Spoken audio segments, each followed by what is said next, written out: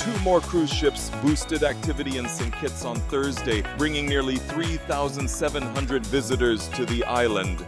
The Enchanted Princess docked with 3,582 passengers from San Juan, while the SVP Star Flyer arrived from Virgin Gorda carrying 112 passengers on its week-long Treasure Islands voyage.